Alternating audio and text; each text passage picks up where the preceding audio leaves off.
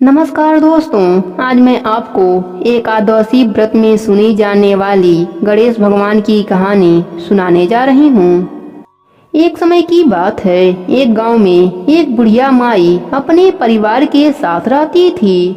बुढ़िया माई विष्णु भगवान की परम भक्त थी। वह हमेशा दोनों पक्षों की एकादशियों का व्रत करती और कथा सुनती थी।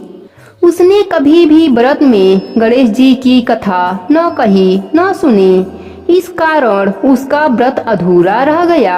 पर बुढ़िया माई को इस बात का पता नहीं चला। उनको लगता था कि वह तो पूरा व्रत कर रही हैं और उनके व्रत के पुण्य से उनको वैकुंठ लोक की प्राप्ति होगी। देखते ही देखते बुढ़िया माई की मृत्यु हो गई। बुढ़िया माई को लेने यमलोक के दूत आए। वह देखकर घबरा गईं और बोले, मैंने जीवन भर विष्णु भगवान की भक्ति श्रद्धा भाव से किया, एकादशी का व्रत किया, एकादशी व्रत की कथा सुनी, 11 माता की कथा सुनी।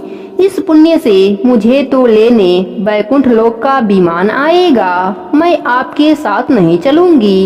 इतना कहकर बुढ़िया माई रोने लगी और विष्णु भगवान को पुकारने लगी।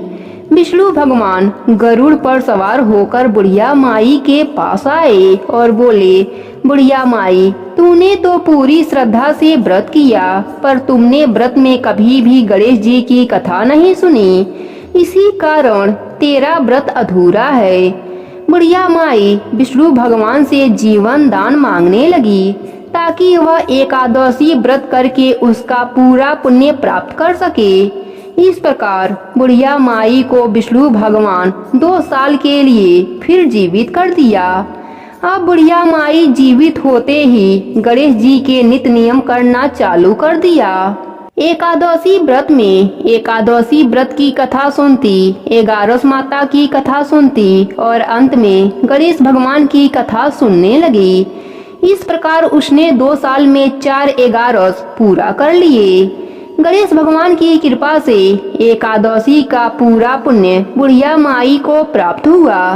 बुढ़िया माई की भक्ति से गणेश भगवान प्रसन्न हुए और बुढ़िया माई के सामने प्रकट होकर बोले, बुढ़िया माई, तुमने मेरे नित्य नियम के साथ ही व्रत में श्रद्धा पूर्वक कथा सुनी है, इसलिए मैं तुम पर अत्यंत प्रसन्न हूँ। मैं तुम्हें आशीर्वाद देता हूँ कि जब तक यह पृथ्वी रहेगी तब तक तुम्हारे इस तपस्या का गुणगान लोग करते रहेंगे।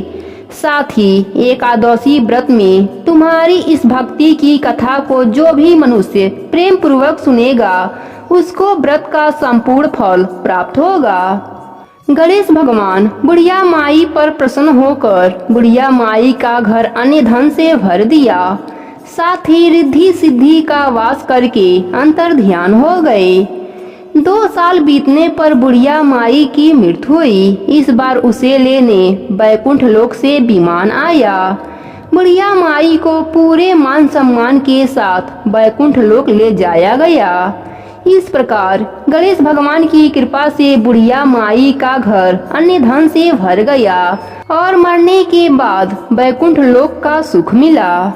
हे गणेश भगवान, जैसे आप बुढ़िया माई पर प्रसन्न हुए, बुढ़िया माई के व्रत को पूर्ण किया, उसके घर को अन्य धन से भर दिया, वैसे ही एकादशी व्रत करने वाले को भी पूरा फल देकर उनका घर अन्य धन से भर देना। कहानी अधूरी हो तो पूरी करना, पूरी हो तो मान रखना। प्रेम से बोलिए गणेश भगवान की जय हो, विष्णु भगवान की जय हो, 11 माता की जय हो।